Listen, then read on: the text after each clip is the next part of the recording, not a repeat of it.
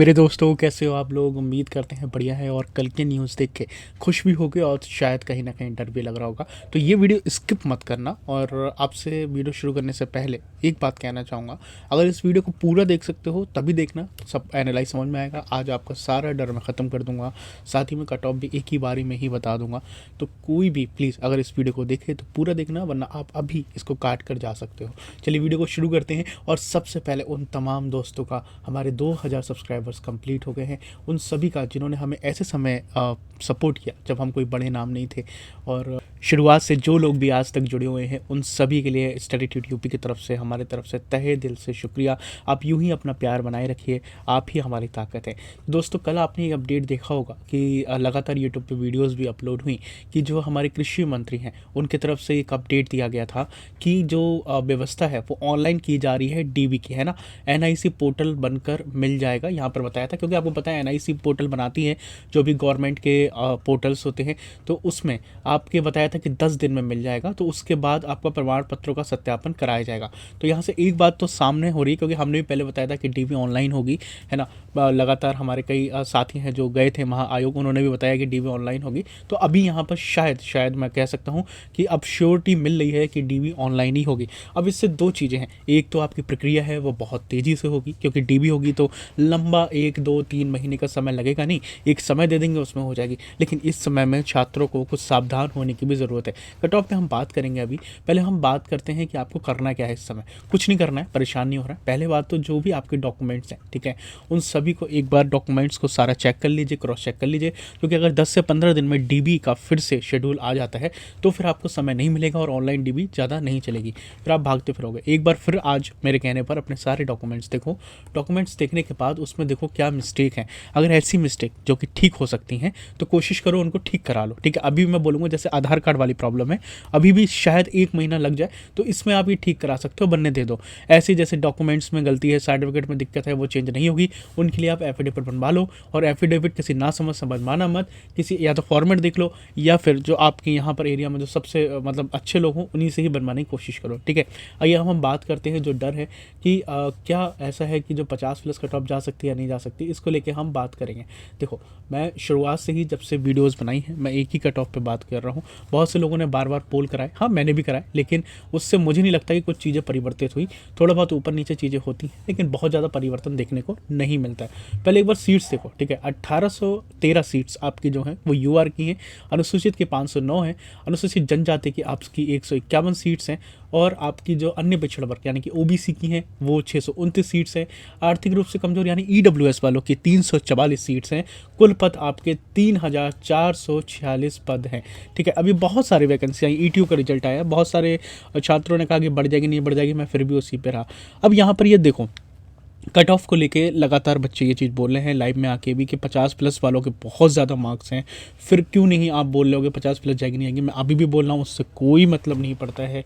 पहली बात, पोल में डेटा सही कलेक्ट होता नहीं है, डेटा कलेक्ट होता है वो गूगल फॉर्म में होता है। मैं अब ये भी नहीं कहूँगा कि गूगल फॉर्म में 100% सही हो जाता है, लेकिन हाँ काफ़ी हद तक गूगल फॉर्म में फ़िल्टर हो जाता है। और जिस समय कोई भी गूगल फॉर्म नहीं भरवा रहा था, हमने बनवाना शुरू किया था सिर्फ और सिर्फ 250 सब्सक्राइबर्स के साथ, लेकिन लगभग 1800 लोगों ने गूगल फॉर्म भरा था। और मुझे लगता है कि एक बहुत बड़ा नंबर था जिसमें पता चल जाता है, हाँ भले ही इतना बड़ा ना हो। तो अब यहाँ पर देखो, सबसे बड़ा कैच क्या है इस वैकेंसी में, आपकी अनरिजर्व सीट्स हैं। अनरिजर्व सीट्स बहुत हैं, 1813 सीट्स हैं, ठीक है। इसमें 20% का हॉरिजेंटल रिजर्वेशन अगर आप काट देते हो फीमेल वाला, 5% का स्पोर्ट्स वाला, ठीक है, 5% का आपका हमारे पीएच भाई बहन है उनका, मतलब लगभग आपकी 1200 के करीब है ना सीट्स हैं, 1250 के करीब सीट्स जो हैं वो अनरिजर्व की हैं। ये ओपन है, ठीक है, जनरल की नहीं है, ये अनरिजर्व है। इसमें कोई भी आपका आके इसमें फाइट कर सकता है और सीट्स ले सकता है। यही कारण है कि कट ऑफ नीचे आ जाएगी। और जो अनरिजर्व वाले हैं उनको थोड़ा सा मतलब बहुत ज़्यादा बाउंस करेगी, लेकिन जो इतनी नहीं करेगी क्योंकि बैलेंस हो जाएगी। अगर यही अनरिजर्व वाली सीट्स ज़्यादा नहीं होती तब ये बहुत हाई करती, ठीक है। तो आइए हम देख लेते हैं कि कितना जा सकती है, हमारा अंदाज़ा क्या बोल रहा है। आज ये सारी चीज़ें देख लो आप, ठीक है। हमारा मानना है कि जनरल की हम अभी भी कुछ भी चेंज नहीं करेंगे, ऑनलाइन वाला, ठीक है, चाहे ऑनलाइन हो चाहे ऑफलाइन हो। मैं आपको बताऊँ, डीबी कोई भी स्किप नहीं करता, अभी उस पर बात कर लेंगे हम। तो आपकी जो 46 से 48 है यूआर की, हमें अभी भी लगता है, हम शुरुआत से बोल रहे हैं, ये मैंने अभी आपसे एक पोल भी कराया आया था उसमें देखो 71% लोगों ने बोला यस, 29% बोला नहीं कि सहमत नहीं है। जनरल की 46 से 48 तक, ओबीसी की 44 से 47 के बीच में हमको अभी भी यही लगता है, ठीक है, हम बिल्कुल भी नहीं पलटना चाहते हैं इसमें। ईडब्ल्यूएस के 42 से 44, ईडब्ल्यूएस के बारे में बात करूंगा अभी, एक मिनट रुक जाना। एससी की 39 से 42 तक, और फीमेल कैटेगरी में 29 से 32 के बीच में ही हमको लग रहा है, इससे ज़्यादा हमें उम्मीद नहीं है कि आपकी बढ़नी चाहिए। मैं इसमें यह भी नहीं बोलूँगा कि प्लस माइनस 1-2 कर लो, मैं नहीं बोलूँगा, क्योंकि मुझे लगता है कि मैंने ऑलरेडी ही बहुत सही एनालाइज कर लिया है और इसी के बीच में ही आपकी घूमनी चाहिए। अच्छा, ईडब्ल्यूएस को लेके मेरा सवाल ये है कि पता नहीं कितने लोगों का, छात्रों का सही है सर्टिफिकेट नहीं है। मैंने लास्ट वाल पोल कराया था तो 70 से 72% के करीब ऐसे बच्चे थे जिनका सही था, बाकी 30% लोगों का नहीं है। ठीक, ईडब्ल्यूएस में सभी के सर्टिफिकेट हैं, तो मैं फिर बोल सकता हूँ इसमें आपके 45 से 46 भी जा सकती है। अगर सर्टिफिकेट वैलिड नहीं है तो ये 40 से 42 भी जा सकती है, तो इसलिए मैंने एक एवरेज 42 से 44 लिया है। तो ईडब्ल्यूएस वाले थोड़ा सा इस चीज़ को देख लेना, अपने सर्टिफिकेट सही रखना। अब देखना होगा कि किस तरीके से लोग सर्टिफिकेट वैलिड दे पाते हैं। अगर बोलूँ तो उन लोगों के लिए बहुत ज़्यादा आसान हो जाता है कहना जिनके 50 से ज़्यादा मार्क्स है, लेकिन रियलिटी है कि आपके 50 से प्लस ज़्यादा मार्क्स है लेकिन बहुत लोगों के नहीं है, तो इसलिए परेशान मत करा करिए उन लोगों के लिए।